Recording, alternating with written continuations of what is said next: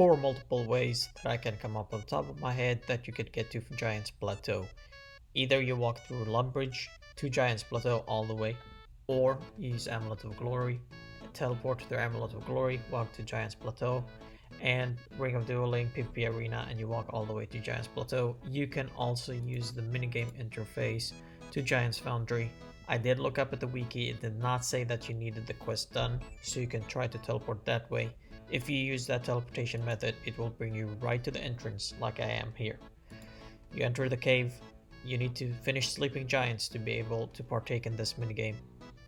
Once you're done, there are a few things that you need to keep in mind. To start up, you need to ask Kovac for a commission. He will tell you you need narrow light. Now, I'm gonna show you a list that shows you what molds you can use to achieve the best possible points. You can find these on the wiki website. There's also another list that I'm gonna show you that will explain or tell you what the best possible combinations of bars you can use, and take a look at that. You can screenshot it or just go to the wiki. Everything is on the wiki. So here is the picture of all the molds that you could see. If you take a look at the left list, there are the default molds. Now these molds are the ones that are actually unlocked from the get-go. The list on the right, the all molds, have all the molds that you can actually collect throughout playing the game. So you hand in swords, Kovac gives you points, you can use the points in his shop to unlock all the molds. I suggest that you actually unlock as many molds as you can before going for the sword or any other reward, such as the outfit, because that gives you more points and faster points, and you can get the points even you can get all the other rewards even faster. And this list right here tells you what the best combination of bars to use. You can also use armors like plate bodies or skirts. I prefer to use bars because it's a lot easier. I think it's also cheaper, but I'll use a combination of either 14 adamant and 14 mithril bars, or 14 rune bars and 14 adamant bars. It all depends on what sword you ask me to make. The lower points I use the less valuable, so adamant and mithril, and the more points, or the higher the point the sword gives, I use runite and adamant combination. So now that you have taken a look at the wiki or at these screenshots that I did show you, Kovac wants a narrow light. So in this case, what I need, since I own all the molds, I need a Stiletto Forte or Stiletto Forte, Shoppa, and Needlepoint. So that gives me 61 points. So once you're done, you fill the crucible with your bars, and once that is done, you pour it into the mold.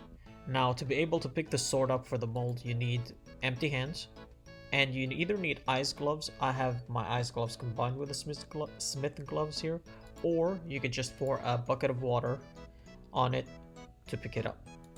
So when you pick it up, this is the interface that you need to focus on. So right now, to be able to smith the sword, this arrow needs to be within these colors right here. And once the arrow is within the color that you need, like right now I need red, it will light up a white, it will be covered by a white color. So as you can see here. So once the arrow is within the box, you can actually start smithing. And once you do that, the sword will cool down and you need to heat it up. How do you heat up the sword?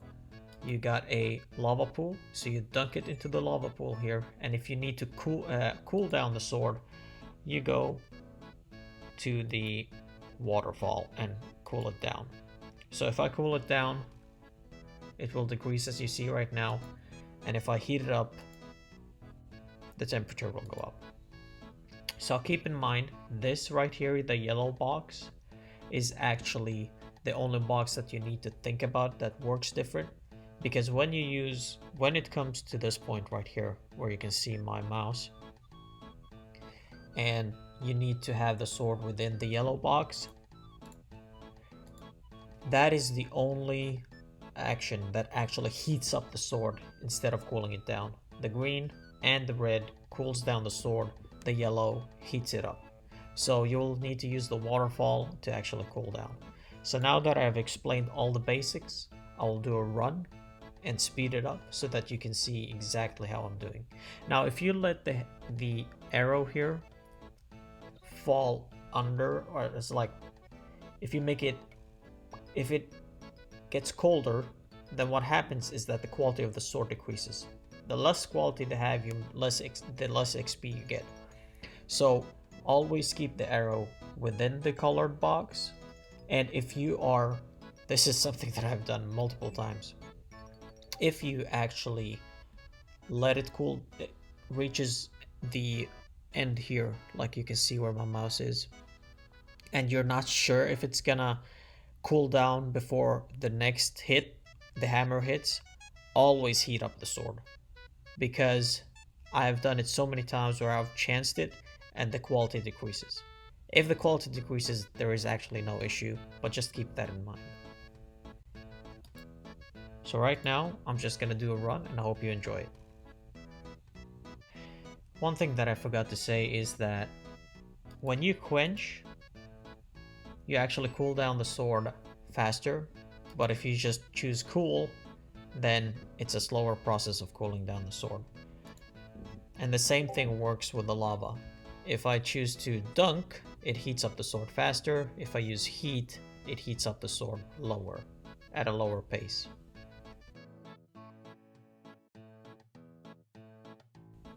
And as you can see now, I've reached the yellow point. This heats up the sword, as you can see. It's the only color that actually moves in the opposite direction. And usually these two are pretty synced, so you can pretty much do it in one go. If not, you can just wait.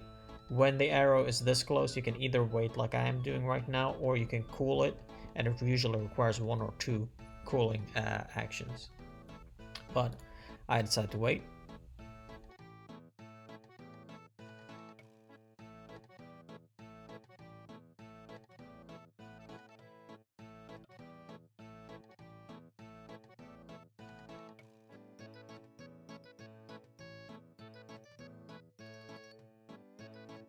So once you're done with the sword, you just walk to Kovac, you hand it in.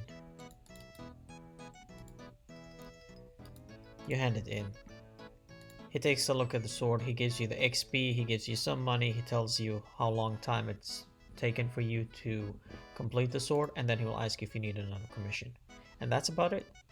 If you have any feedback on this video, please give me the feedback through comments or DMs, or any method that you prefer, so I know what I can do better. And I really hope that this video helped you.